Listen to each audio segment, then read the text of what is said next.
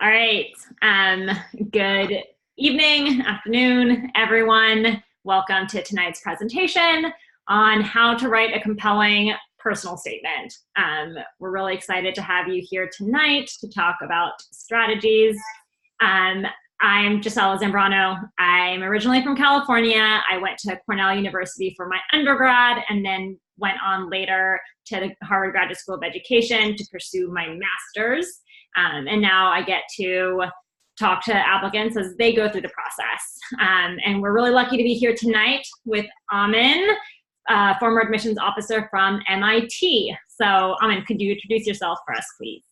Hi, everyone. I'm so glad to be able to share some of my experience here with you today. I got my undergraduate degree at Colby, and then I worked at MIT for a few years, and then I was at Harvard at the same education program at Gisela just a few years before her. I've been working with Ingenious since last April, so very happy to talk to you guys tonight. Awesome. Thanks so much. All right, so this slide is just giving us a brief overview of what you can expect tonight.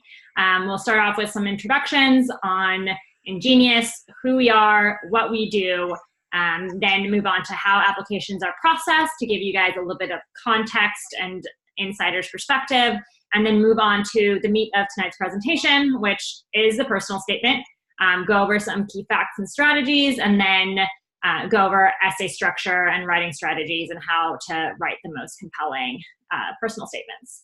We will be taking questions at the end, but if you do come up with any during the presentation, feel free to type them into the chat box, and then we'll get to them once we're finished. So who are we at Ingenious Prep? Our team consists of over 150 former admissions officers from top schools across the country. This is just a snapshot of 10 of our FAOs.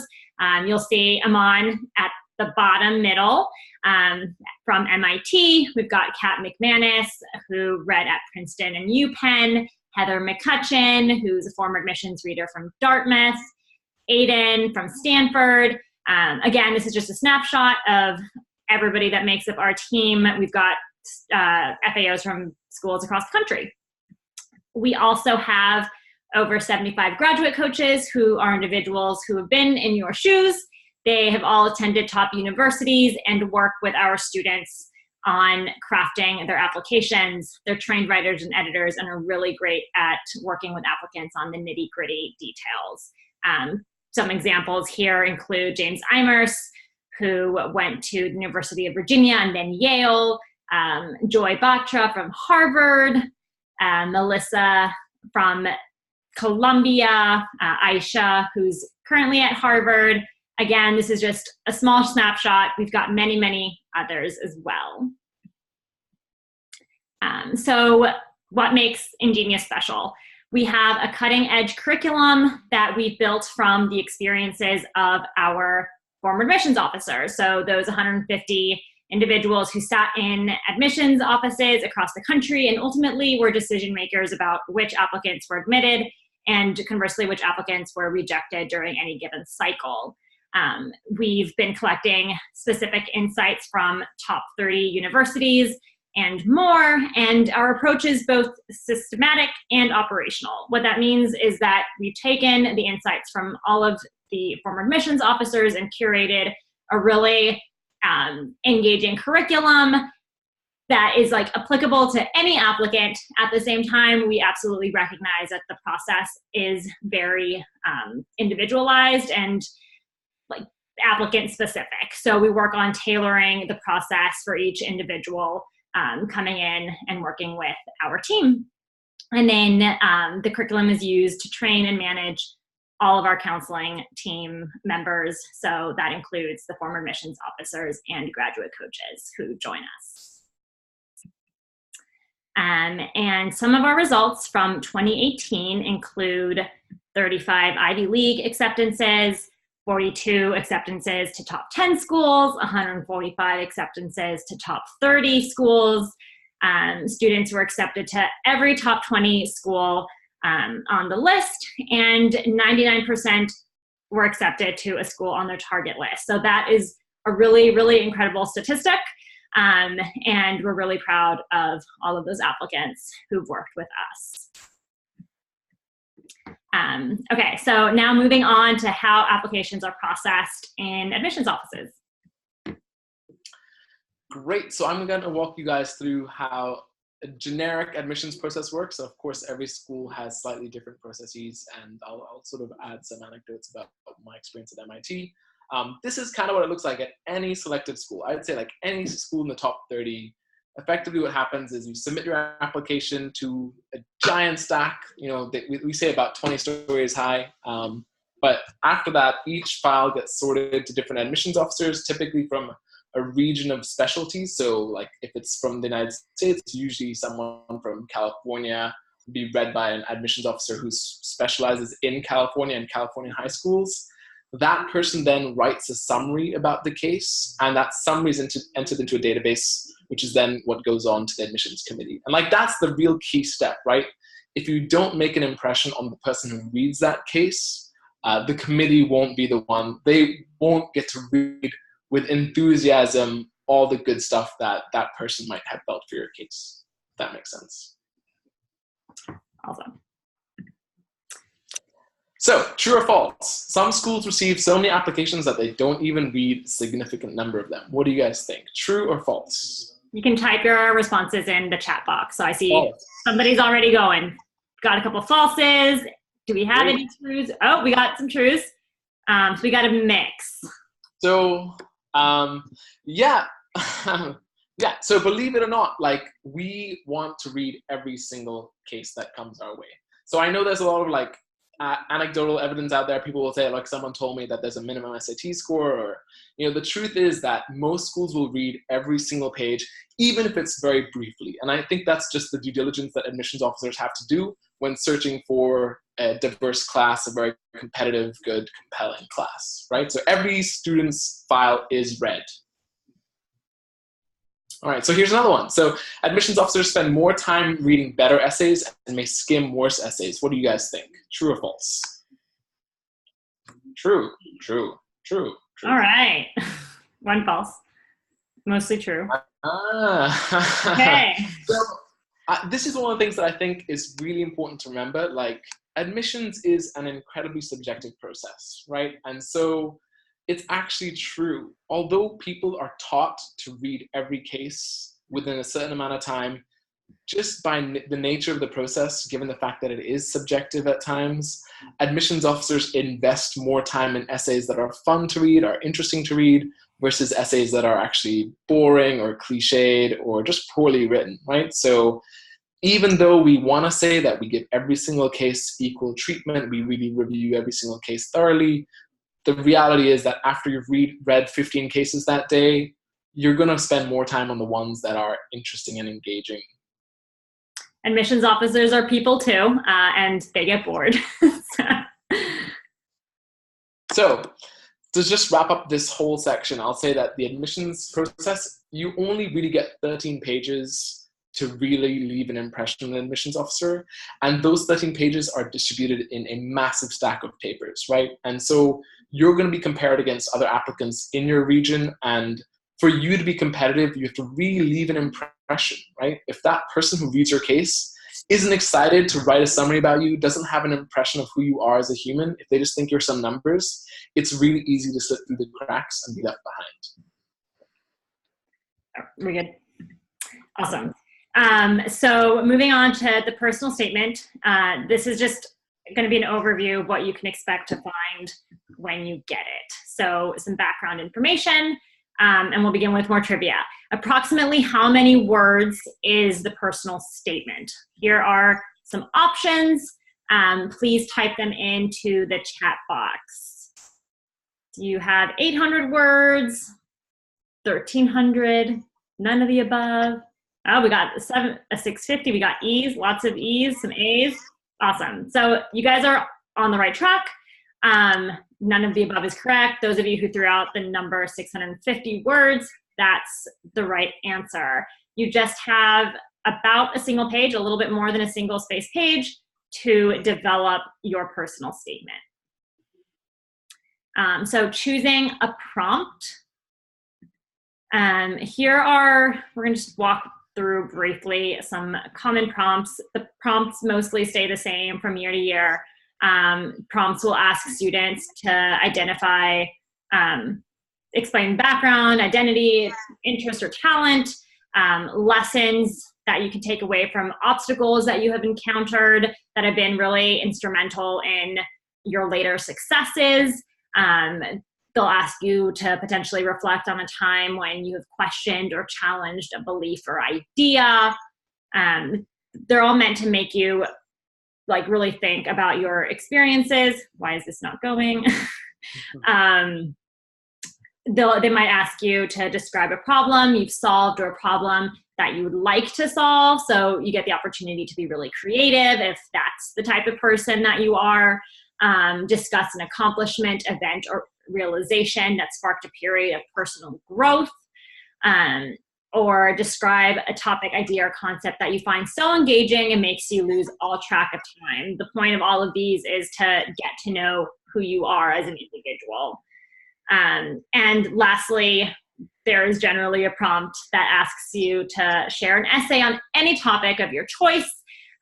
So really, while most of these prompts allow you to be guided in a specific direction, you do have a lot of flexibility in choosing what you end up writing about. And how to choose a prompt. So first, choose a prompt that you understand. If you don't understand it, you'll have a really hard time writing about it. Secondly, choose a prompt that will guide you into the right kind of self-reflection. Like I mentioned in the previous slides, most of the prompts are aimed at getting you to reflect on experiences that helped make you who you are, moments of transformation. Third, does the prompt point at your character, experiences, and accomplishments? We'll talk about this a little bit in more detail later, but there should be a common thread that is supported by your character, experiences, and accomplishments. And then does the prompt invite you to demonstrate self-understanding, personal growth, your passionate interests? Again, the whole point is to find out who you are as a person, beyond test scores. And lastly, does the prompt emphasize your unique perspective on a given topic? Uniqueness is something that is really important throughout the process, and it's a theme that will continuously come up throughout this presentation. Okay, continued. Choosing a prompt. Think about what you want your reader to learn about you. You get to decide what they know and what they don't know. Be wary of any prompts that require you to express social, religious, or political opinions. Again, we'll talk about this a little bit in more detail later, but essentially, you don't want to put yourself in a situation where you might accidentally offend a reader and then put them in a bad mood and not get accepted on accident. Number 8, make sure the prompt is relevant to you when you're considered within a larger pool of applicants. Again, your applications are read regionally, so you want to stand out from the others at your school, in your state, etc. And then know yourself and your writing habits and choose a prompt accordingly. So choosing a topic, Amin, want to take it away? Yeah, so I think the choice of topic is really essential for any kid trying to be really competitive. I'd say if you're looking at, the less competitive schools, I'd say maybe in the 50 to 30 range, you can have a topic that's a little bit generic and still be admitted. But I think anyone looking seriously at a top 30 university, the choice of topic is really what's going to help you stand out. It's something that we spend a lot of time on in the brainstorming process. And it begins with this thing called the application persona, but then we talk about your competition and your audience also. So we'll go through each of these one by one. So the application persona is this thing that we came up with at Genius, and I think it's just such a great phrase. It's like this way that you position a student, right? So if the admissions committee is going to remember your application, they'll need you to be able to summarize what distinguishes you in just a few words. And so there are a lot of nicknames that kids will get in the admissions process, and ideally this is sort of something that we intentionally do, right? Just like Nike, when you think of Nike, there's so many associations that come with it, like just do it, being a champion, having great effort, those types of things.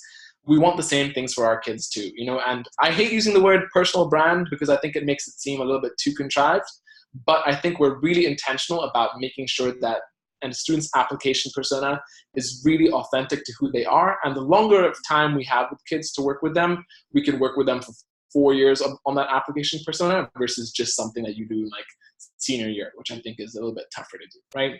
So this is something that one of our FAOs that says the most important thing admission officers looks for is cohesion with the rest of the application. It needs to be a cohesion of ideas, meaning you can pull a common thread through all the stuff in the application. And I'd say that your personal statement is the one opportunity you have to really just put yourself on the page, to really help admissions officers understand what is the context you come from and put your success in context. So it should give us a sense of why your activity list is the way it is, and then also why your teachers will say the things that they say about you, right? And so it comes right in the center of the application after the activity list, but before the recommendation letters on the transcript, and it hopefully will do a good job of explaining why you are the way you are, right? So what makes an effective application persona? For us, the 3 things that we want to emphasize are uniqueness, it's really you, and it's catchy and memorable. So I'm going to give you this example. A really good kid first came in and was like, you know, I'm an Asian boy, Chinese American boy, interested in mathematics. And of course, the problem with it is that that is a pretty generic way to describe oneself, and not to mention he didn't have any major accomplishments in mathematics, like nothing that would really catch an admissions person's eye, right?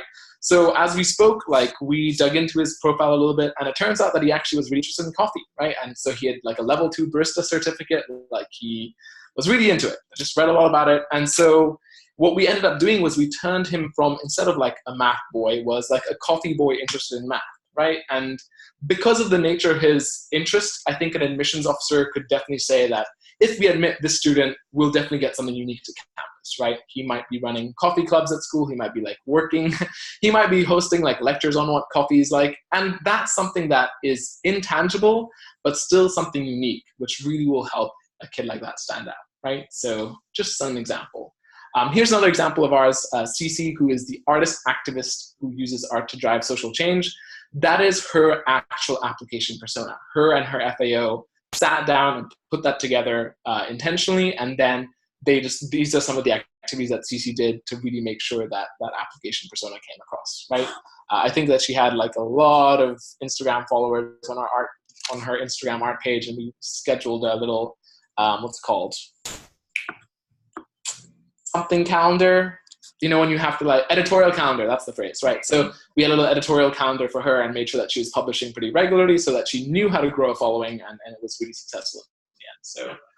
So, but this is something from Cece's actual personal statement. And if you read it, it's just about her work. She says, so I turned to art, the outlet I always relied on to express myself. For 4 years, I created artwork and posted it on social media, hoping to spread awareness and provoke conversations on topics like gender equality, bullying, and mental illness. And I just want to emphasize like that this reflection that you see here, it is like the last step in a very long process of a kid working towards a profile and application persona that will help them stand out, right? The reflection is just the final piece, but ideally they've been working for 3 years on developing a application persona that is going to help them stand out and be a little bit different. So the second consideration is your competition. So is your topic common? Will admissions officers see hundreds of other essays like it? How will your essay topic stand out? And so this is actually some of our data that we've pulled together. What do kids typically write about? On one hand, difficult experiences. We use difficult experiences a lot, obviously, just because usually you grow through some kind of personal challenge, and that's like getting out of your comfort zone, whatever it is.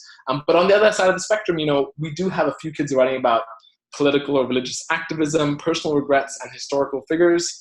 Those are definitely much harder to do in a way that's very, very natural and compelling. So yeah, this is just sort of what topics break down to when kids are applying.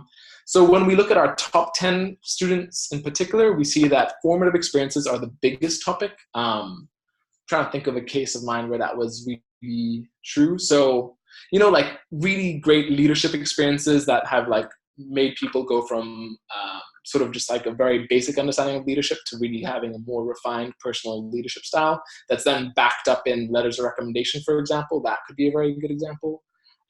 Otherwise, extracurricular activities, if kids are spending a lot of time in athletics, that's definitely one area they frequently gravitate towards. It is a little bit hard to stand out with athletic activities, I will say, but if a kid does it well, it's very, very compelling. And then overcoming a challenge, obviously, these come in all shapes and sizes. I'm pretty sure none of the kids admitted here to a top 10 university wrote about like their parents' challenges and then like taking advantage of it, because I think that's typically what a lot of kids will do when they come in. They'll say like, oh, my parents sacrificed so much for me, and then that's not really the type of topic that really does well, right? So when you write about challenges, make sure it focuses on you and your experience in particular. Awesome. Just like a quick note, we realized that we can do math and that this does not add up to 100%. The reason being that there's a lot of overlap between the different topics. So you can have formative experiences through extracurricular activities. Likewise, you have a lot of overcoming challenges comes with formative experiences. There's just overlap between them. Yes, math, so helpful. So the last thing is your audience. You have to remember that your goal is to create a personal connection with your reader. Be careful not to offend or bore admissions officers. Don't give them reason to worry about you. Mental health issues, extreme political views. This is definitely true. I mean, I think it's so sad that sometimes students will come to us and talk about bullying or eating disorders or anything like that. And all these kinds of heavy topics, they might be very personally significant, but you don't want to signal any red flags. You don't want to write about a plagiarism experience, that's not a good topic to write about, especially when it's your one chance to write about yourself.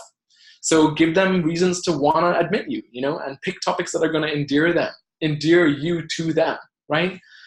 Social, political, religious opinions, very hard to do well in a way that is going to be broadly acceptable. I think one example would be, I had a student once write about the importance of scientists being able to travel freely for the work of science, right? And this kid was eventually admitted to Stanford, but he was just arguing how much he cared about visa-free travel for scientists. So things like that, right? Historical events or figures, personal regrets. Regret is a really tough one to do well because it just strikes a tone that's not very affirming, I think, sometimes, right? So avoiding those types of things is good. So the takeaway is you have just over a page to introduce yourself, connect with and impress your admissions officer, and tie your application together while demonstrating exceptional writing skills. And this is why it takes roughly 7 to 12 drafts for most personal statements to come together, in my experience. Typical mistakes to avoid: writing your resume, trying to accomplish too much, exaggerating adversity. Definitely the example about parents sacrificing for my benefit, never something to write about. Selling yourself short, middle school achievements. Admissions officers, you might have done something awesome in middle school, but generally speaking, you're a different person in high school, and hopefully you'll have made some sort of progress and meaningful achievement in high school. Writing about others, I think sometimes kids will try to write about someone very influential to them, and they just lose sight of themselves in the essay. And always show, don't tell, right? Admissions definitely favors kids who are good writers, who have a good command of creative writing and narrative writing, which is why all of our kids, we work on that with them. But yeah, definitely trying to show more and not just telling. Never sound arrogant or privileged, obviously. Essay structure. So I'm going to go through these a little bit quickly, and if anyone has questions, you can just type them in and we'll go over them in the end, right? So the structure of an effective essay. The first thing is that we want to have something which is going to really pull the reader in. And I like to call them snapshots. People like to call them hooks as well. But we really want to start in a moment where the reader is going to be pulled in and really want to read the rest of the essay. If you're going to have a really boring first paragraph, you're really going to lose the admissions person, and they're going to move on to someone else's case without having really read every single word of your essay carefully and deliberately, right? Then this next paragraph is you're going to put some context in there, you're going to give us a setting, some of the main characters who are in it. Usually towards the middle of the essay, you'll get the moment, the climax, the moment where you have some sort of realization, and it has to be reflective. I think I would always say one sentence of description, one sentence of reflection, one sentence of showing, one sentence of just realizing something about the experience, right? the better essays generally tend to be much more reflective and self-aware. I know someone asked this question, like, what's a bad kind of self-reflection? I think we'll definitely get to that. It's really a fun question. What is different now and how did this impact your plans for the future? That's when you want to wrap up the essay with like a takeaway about you as a person, the kind of choices you make, the kind of values you have. All of that should be crystallized by the essay. And so writing strategies, I think like, you really want to start off with interests which are important to you, that matter to you. I think if your essay, I think you should ask yourself this question at the end of every brainstorming question is the topic I'm writing about important to me? And if the answer is no, it is not a good topic, right? Because if you're not interested in it, chances are the person reading it is not going to get interested in it either, right? So think about why it matters to you and then how that interest evolved over time, right? And when it comes to activities, like same question I'd say is, like why does this extracurricular activity matter to you, right? If it is something that's important to you, you should really be able to talk about specific moments that have really transformed your perspective or like given you something that you really appreciate about yourself.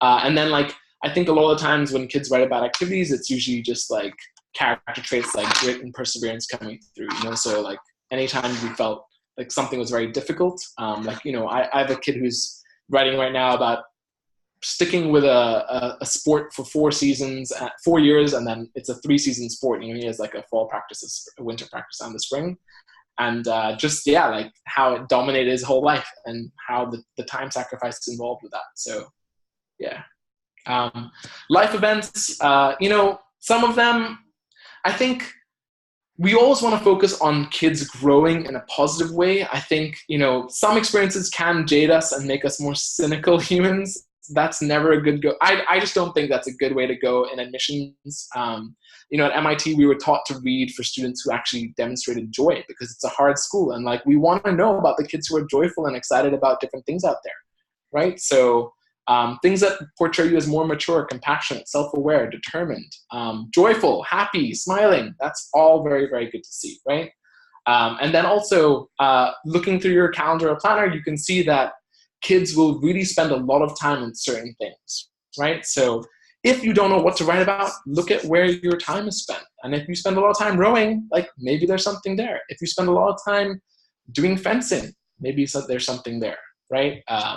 Just always look at your time because I think that's actually our one limited resource, right? And if you still don't know what to write about, definitely bounce ideas of people you trust and who know you. I think your friends, your parents, your siblings, mentors, teachers, counselors.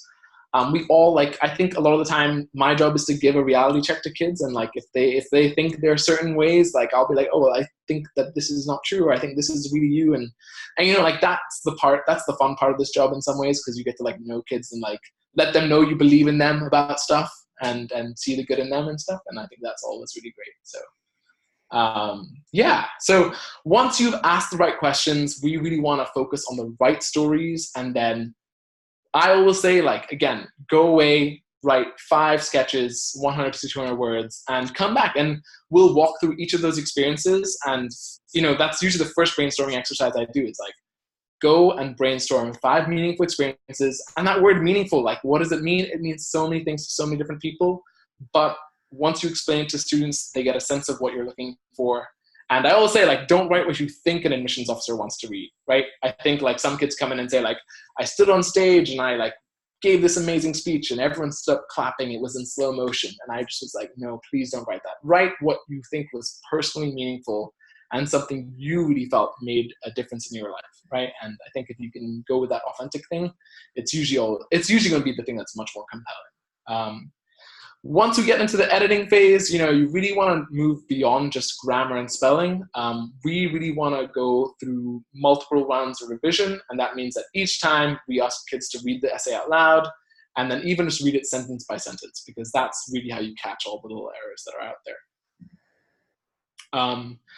Spelling errors, punctuation errors, word confusion. I'll say that, if you read one example of your versus your, you are, Sorry for those of you that didn't catch that. Like it can be forgiven. You do that 3 or 4 times, you are really going to grate on someone's nerves because they're reading a lot of cases every day, and you don't need to spend time catching grammatical things. It just makes you seem careless, right? And no one wants to have a careless student admitted to their school. And these other examples are very, very common mistakes, but definitely things that you can catch if you proofread properly. Another thing I'd really stress is the transitions between paragraphs, because ideally your personal statement, not ideally, like your personal statement has to have a plot. It has to have a beginning, middle, and end. There has to be some kind of thing happening, and that means that you have to follow a thread from the beginning to the very end. And that means the transitions have to really be smooth and make a lot of sense, right?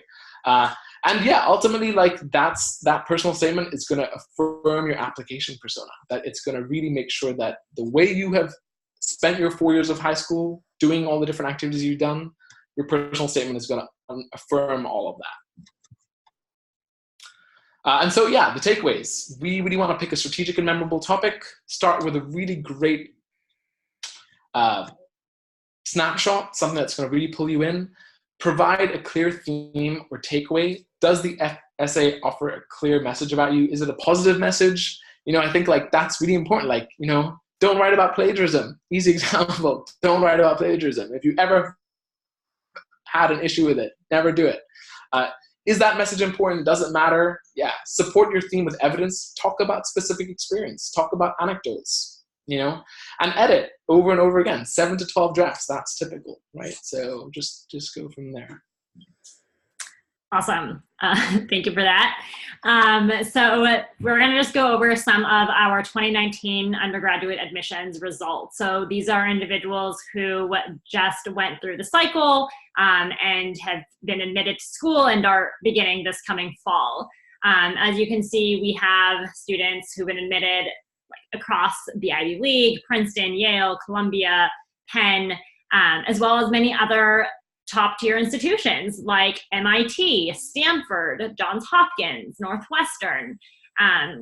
So we do really work with students who are aiming for schools across the board. Here we have some more results.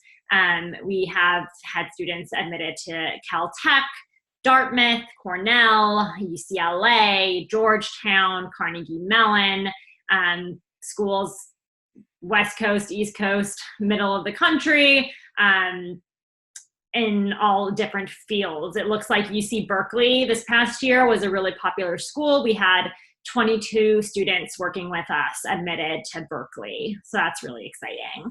And here we just have more admissions results.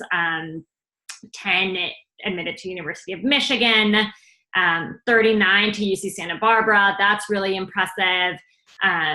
Again, schools across the board, lots of UCs, as well as schools like Georgia Tech, University of Florida, Boston College. Really, really exciting. And I'm excited for this next cohort. So I'm going to briefly give an overview of how we work with students. While I do this, if you do have questions, please start writing them in the chat, and then we will get to them at the end very briefly. So we start working with applicants as early as their freshman year of high school through our candidacy building program. This program is aimed at early planning and profile development. So getting support from former admissions officers and graduate coaches on things as simple as course selection, to extracurricular enhancement, to strategizing how to use your time on your longer breaks, like summer breaks, and figuring out that sort of planning. It's really about making the most of your high school experience in a way that is coherent and will eventually contribute to an application persona. So again, we work with students throughout high school as early as freshman year. Sometimes people come to us junior year on candidacy building. It's really, once you come and are ready to start working on your application, we're working within the context of the things that you've already done. If we're working with you earlier on, we can help you build that profile and be more competitive when the time comes. We also work with students on application counseling, and this is happening right now, as early as the summer before the year or the fall that they're applying, This is about crafting the application itself from beginning to end, from scratch to perfection, until you're ready to hit that submit button. You are more than welcome to email me. It'll show up on the next page to have an initial conversation about what that would look like. But that is starting to happen now for students applying this cycle. And then we also have academic mentorships. This can happen as early as your freshman year, but can be done throughout your college years as well. These are one-on-one customized internships with top professors and researchers. So students going through academic mentorships are guided by university professors, postdocs, etc., on a academic project or research paper, which allows them to either explore one topic further or just explore their interests more generally so that they have a better sense of who they are and what they're looking for when they go to college or even grad school. So those are all really exciting. To get started, you can contact me at gisela.zambrano@ingeniusprep.com to schedule a free consultation where we discuss your own candidacy, strengths, weaknesses, strategies for applying, all geared towards you and your needs. And yeah, so we will start taking questions. It looks like we got a few in. I actually would really love to start off with that first one that came in earlier, which is, what's the wrong kind of self-reflection? What's the wrong kind of self-reflection? So I'll give you an easy example. Like definitely I've had a few kids who were atheists, and maybe they had an experience. They like, one of them was going to a high school where there was a mandatory church service once a month. And he talks about like how he had like disdain for this thing. But like when we talked about it, it became clear that he didn't have disdain for it, but it was like, he was like more open to the experience. He saw the value in faith for other people. And it like, that's one of the few times where I think I had a kid who wrote about faith in a way that was very, I guess like it's much more appreciated that he was able to like go in as an atheist and still see the value at it. And he still made that clear, right? He didn't come across as like so conceited to have just like real clear conviction that there is no God for everyone, right? So that's one of those examples, I think. What's another kind of self-reflection that's not helpful? I think anytime you just come across as like not self-aware, right? Like if you feel, anytime you come across as tone deaf or, just like easy example is like a kid who writes about the transformative trip experience, right? I went to Haiti for a week and I built a house and I learned the privileges that I had, right? And unfortunately, like, it's good you had that realization. It's really good, but it's a very low bar to set, right? So transformative trip experience is never really a good topic to write about because you always come across as too privileged and never self-aware enough. Awesome. So for a timeline question, for those students who are rising seniors, what should they be focusing on during the summer? So right now.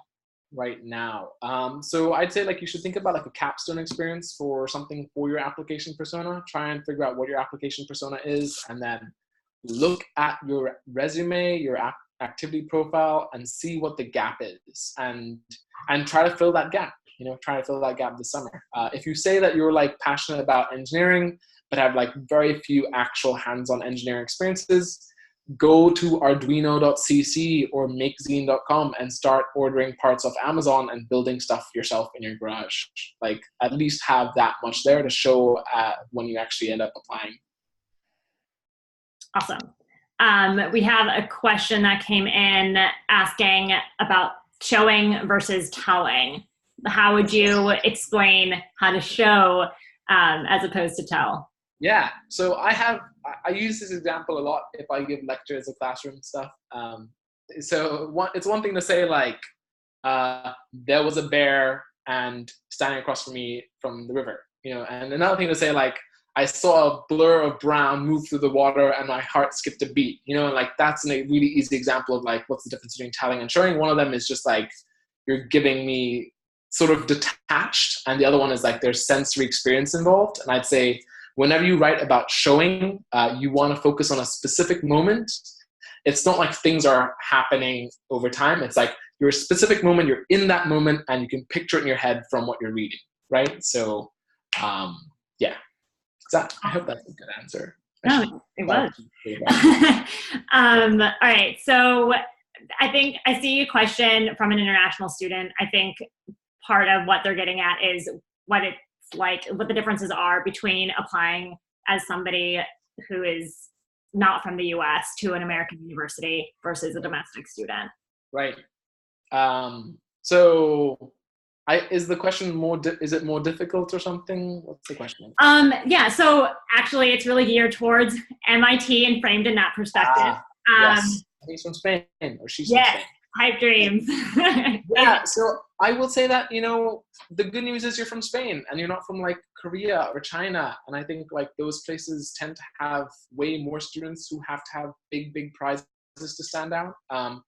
But I will say like MIT is, I'd say if you don't love math and science and you can't demonstrate, or more importantly, you might love math and science, but if after your 4 years of high school, you can't demonstrate that love with any sort of real projects, real research experience, maybe a summer program here or there, or advanced courses, then I think it's probably going to be quite unrealistic. But I would say MIT definitely believes there's all kinds of students who get into MIT who are just really sincere in their love of math and science. And I think if that love is very sincere, it will come across through some sort of project you've done in high school, right? So it just depends on you don't have to have a national achievement to be admitted, that's for sure. Like there are many kids who get in who don't have national achievements.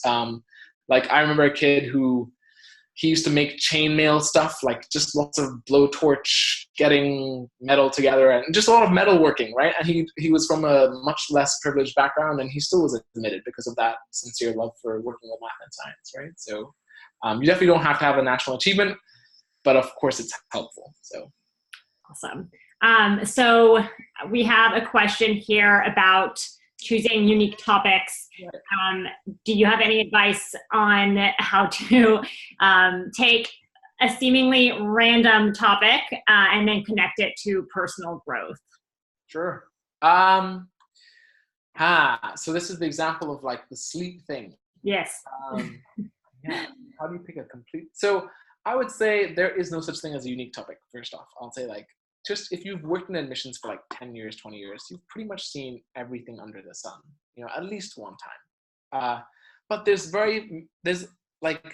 the choice of details that really make it unique. I'm sure there are many sleep essays out there too, but probably your friend did a good job of picking the right details, seeming like a kid who tied it to something more meaningful for them. Like there were meaningful realizations, maybe it's about like work-life balance and the importance of like having sleep for a healthy mind or something. And Cornell definitely would love that kind of realization, that type of awareness. But like just making sure that the anecdotes that you pick are specific to you and your experience, I think that is the key thing. I think, a lot of our kids will write about very meaningful experiences, but the truth of it being unique, I'd say that's really rare. Like nothing is totally unique, because just most high school kids have similar experiences, right? Just like most rom-coms are similar in plot, right? So just, it's all about the way that story is told, all about the specific details you used. Awesome. This is a question I think you might be able to answer.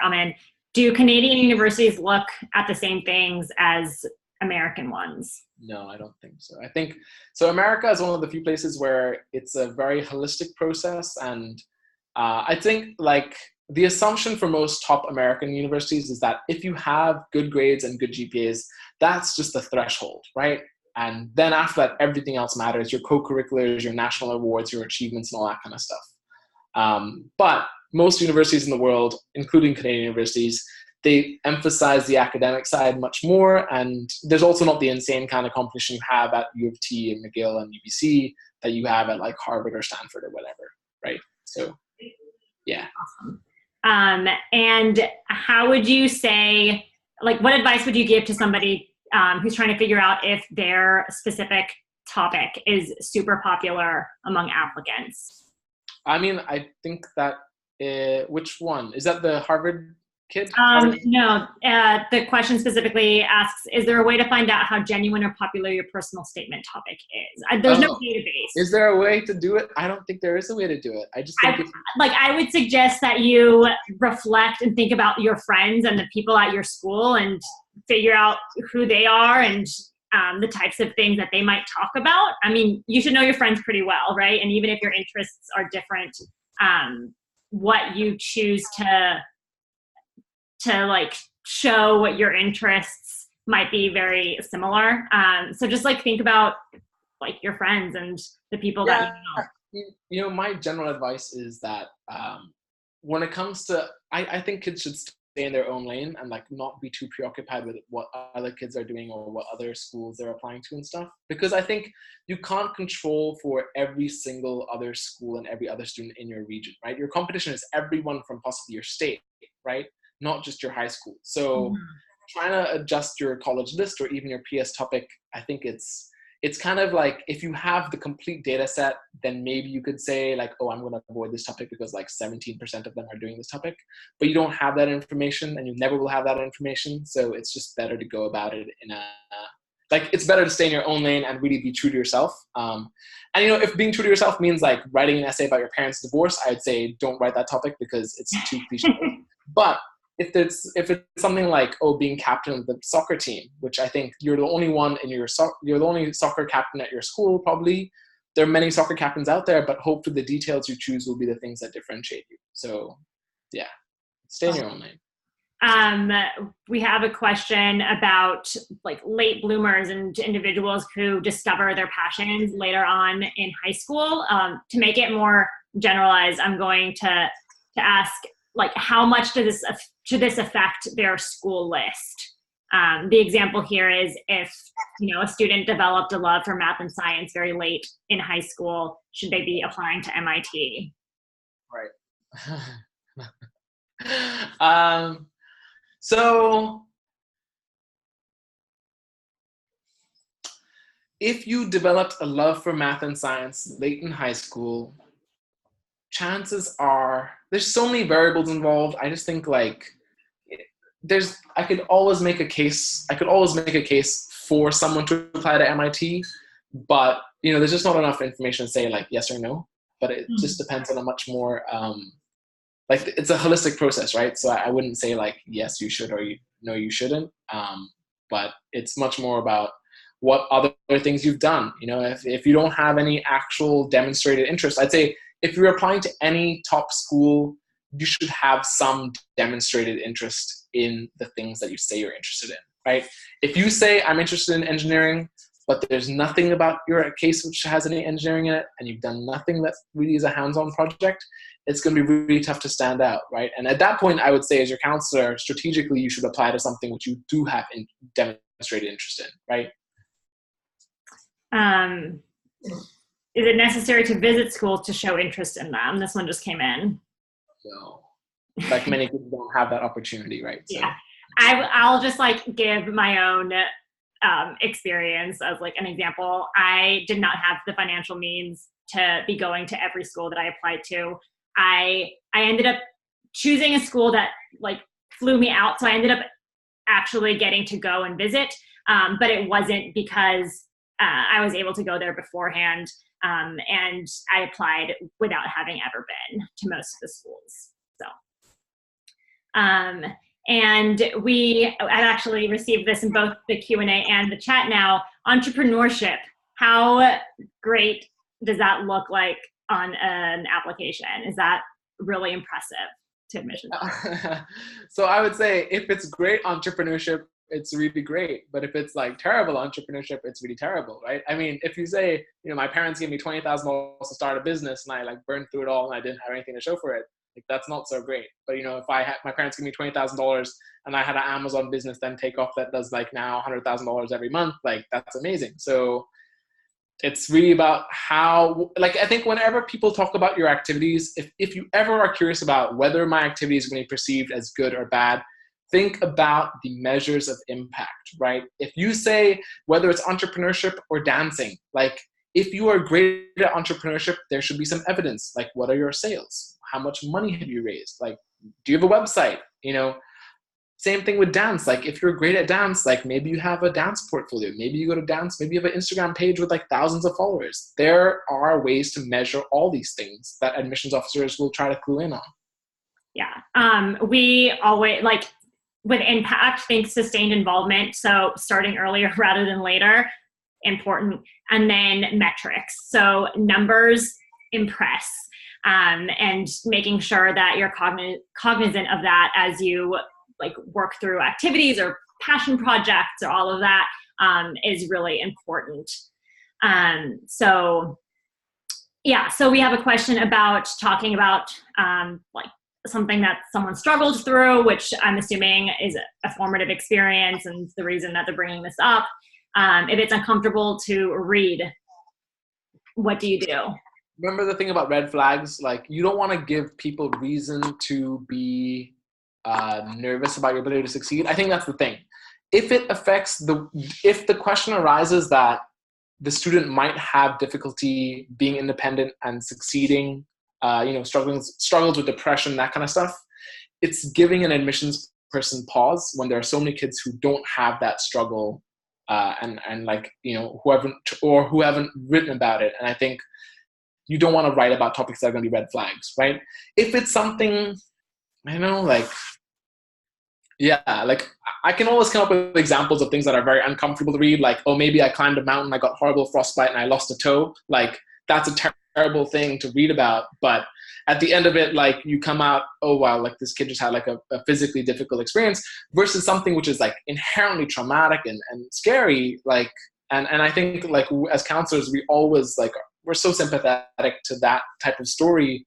But it just doesn't necessarily give an affirming read to the student, right? I think, so I'll give you an example. Like I had a kid that I read at MIT, and this kid had like, he was a smart kid given his context and stuff, but his essay was about getting chicken pox at a homeless shelter and, had a real like struggle to it. I still remember the story. And the reality is like he wasn't admitted, and it's really heartbreaking, but I think there's just a lot of other kids that you can get similar kinds of qualities from, but you don't have the red flags there. You don't have questions about whether they'll be able to succeed emotionally at that place, at that school, right? And I'd say like, that's why when you write about uncomfortable experiences, you have to really pick and choose whether it's going to be something that's going to raise more questions or whether it's going to really affirm your story. So, yeah. Awesome. And what about splitters? How should splitters, for those of you that don't know, are individuals who have either like a high GPA but low test scores, or the other way around, high test scores and a low GPA. How should splitters and go about choosing schools? I've never heard that term before. So oh, really? Yeah, funny. I use it all the time. What I would say is that, like, it really just depends on your success and context. I'd say if you're at an American high school and you are looking at top 10 universities and you are not in the top 10% of your class, that is going to be a pretty serious problem to overcome. And when your school counselor is filling in like their their SSR, secondary school report, they will have to mark where you stand in your class, top 1%, top 5%, top 10%, top, and so on and so forth. And if you're not in the top 10% for most things, but you're applying to Princeton, it's going to be pretty tough. So I'd say GPAs, it's not, at Boston Latin School, which is a great, great school in Boston, like, you have like modest GPAs, but because it's an incredibly hard school, GPA by itself doesn't make a big difference. And there are kids with 3.6s, 3.7s getting into great schools, right? So I'll just say, like, it depends on your success and context. It depends on the grade inflation of your school. But, if you're getting a 3.3 unweighted and like everyone else is getting a 3.4, 3.5, or, if you're sort of still not in the top 10%, it's not going to be great. Yeah, we hosted a Common App webinar about 2 weeks ago. And really what we emphasized was how much context matters. And there are ways for admissions officers to gauge your context, like from all parts of the Common Application, from your basic profile, family background, all of that. So think about that as you determine school list as well. we're going to start wrapping things up. So we did have a question about capstone projects, asking you to elaborate on what that might look like. Yeah, so I can give you examples. I don't want to give you any examples from this year, so I'm trying to think of an example from last year. So, okay, so I have a kid who, she was very passionate about economics. How do you demonstrate economics in a meaningful way? And so she had this interest in economics. She'd done some Coursera classes. She didn't really have anything tangible to show for it. What she ended up doing was she went out and found the average real estate prices from different regions and then traced them into the school quality and basically wrote a short paper about housing prices and their effect on school quality, right? And that's honestly the kind of stuff we do in grad school. Like that's the kind of research we read about. And so she wrote a paper, it was published, and that was what she did over summer. And she submitted for publication, she got it published by the time she applied. And I think it was really, really helpful for her to do that project, right?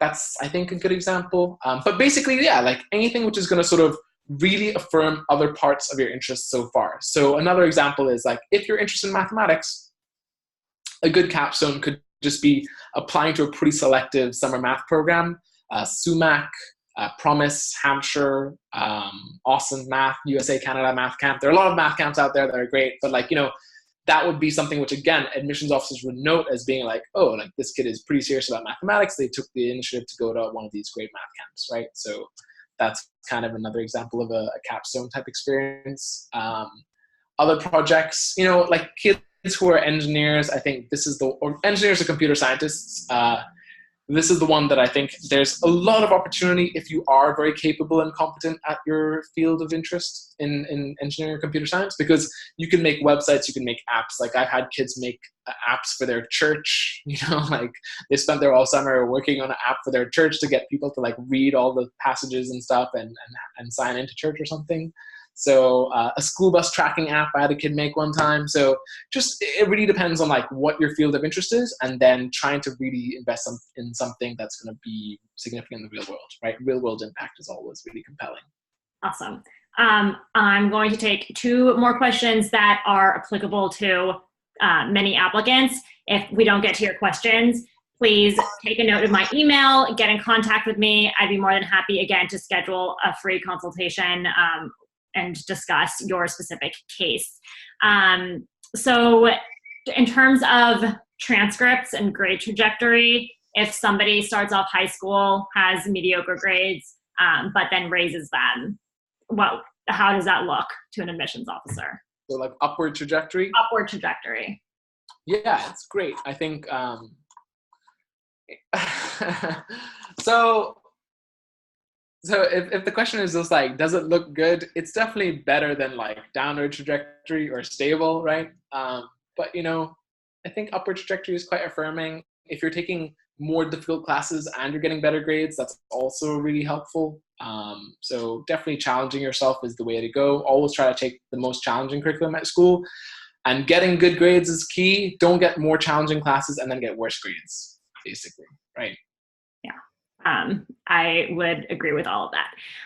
And then one last question before we wrap it up. Again, please take a note of my email if we haven't gotten to your question. How is the application process different for students from competitive high schools? Yeah. So in the admissions process in general, like there's this at MIT, we had this process where like we would look at specific high schools and see which students from those high schools were taking, and that we could justify why we're taking some kids over other kids, right? And ultimately, that was also a time when we made some hard cuts, because like there are kids initially who were admitted, but then we looked at them and we're like, oh, we can't take 5 kids from this high school or that high school, right? So we have to make it even more hard, And I think the general rule of thumb is that admissions officers, they want to take kids from a variety of schools, because like it's important to increase the chance. It's important to cultivate opportunity for all kids from high school. So, like I'm sure that MIT could take like 50 kids from Thomas Jefferson High School in Texas and like just like cram it with all the STEM nerds of the world and but the reality is that like you wouldn't be expanding the opportunities to kids who are like in West Virginia or other parts of the United States where just they don't have that type of opportunity, and those kids can still come back and do great things, right? So there is that step where they check which high schools, specific key high schools, but like if you're, again, success in context, right? I think it's always good to be a big fish in a small pond. So yeah, I think it's a tough call about whether you should like go to like that slightly bigger pond and risk not being in the top 10%, because there are also great opportunities at schools like Thomas Jefferson High School. But like if you're doing great in your high school that has no APs, that's not really doing rigorous college level work, like it's going to be much harder to be a competitive applicant at a lot of other high schools, right? At a lot of other colleges, right? So it's kind of a nuanced question. But yeah, they check is the short answer. Context matters, guys. So obviously if you go to a competitive high school, that means you probably have more resources, which means that you'll be expected to take advantage of them. Anyhow, that is about time. We've hit the hour mark. Again, my email is gisela.zambrano@ingeniusprep.com. I'd love to continue this conversation with all of you, so please get in touch. And thank you for joining us. Amin, thank you for all of your insights. Have a wonderful night. Bye.